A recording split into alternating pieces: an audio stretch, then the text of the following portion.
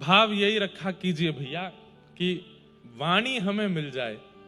शरीर क्या है, आपकी तरह है, इसमें कोई विशेषता नहीं। जैसे आपके सब शरीर दुर्गंध युक्त होते हैं, ये शरीर भी दुर्गंध युक्त है। सब शरीर मल युक्त होते हैं, ये शरीर भी मल युक्त है।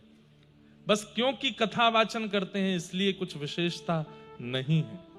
केवल यहां बैठकर के जो हम वाणी दे रहे हैं, शब्द दे रहे हैं, भगवत कृपा से, गुरु कृपा से, संत कृपा से, वो घर ले जाइए, उसकी पधरामनी घर पर कीजिए, उसको अपने घर पर जाकर के विराजमान करो। हर दिन एक नया भाव लिख करके ले जाओ और उसको बढ़िया सजा करके रंगों से आदि आदि, आज कथा में ये भाव सुना, और उसको सिर पर रख के उसकी पधरामनी करो, घर पर ले जाकर के ठाकुर जी के मंदिर में पधरा दो।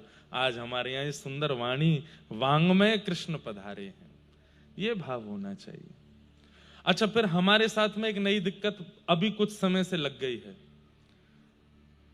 बिना फोटो के पधरामनी होगी ही नहीं। फोटो तो खिंचवाना ही खिंचवाना है, एक एक आदमी को खिंचवाना है।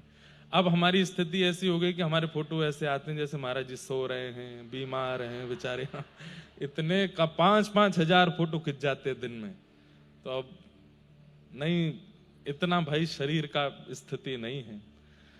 अब सोचिए कितना देर सोए हैं आज, 2 घंटे सोए, बस उसके बाद उठ के वो कल की 3 घंटे की नींद, आज 2 घंटे, ऐसे 7 दिन में किस्तों में मिला के हमारी 7 घंटे होते हैं, तब जाकर के निद्रा पूरी होती।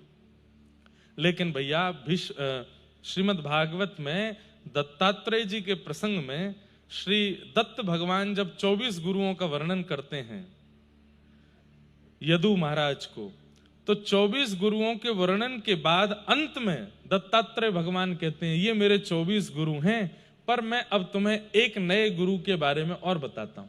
बोले 25वां गुरु कौन है? देहो मम गुरु, ये देह मेरा 25वां गुरु है। क्यों?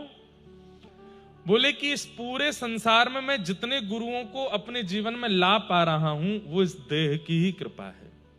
इस देह की ही कृपा से मैं गिरिराज जी की परिक्रमा कर पाया, इस देह की ही कृपा से मैं बरसाना दर्शन कर पाया, इस देह की ही कृपा से मैं कथा में जाकर के सुन पाया। ये देह ना होता, इस देह के कान आंख नाक जीव हाथ ना होते, मैं कीर्तन करके भगवत दर्शन कैसे करता। इसलिए 25वां गुरु भगवत प्राप्ति कराने वाला ये मेरा देह है, इसको मैं प्रणाम करता हूं। इसलिए देह की रक्षा और उसका आराम भी बहुत जरूरी है।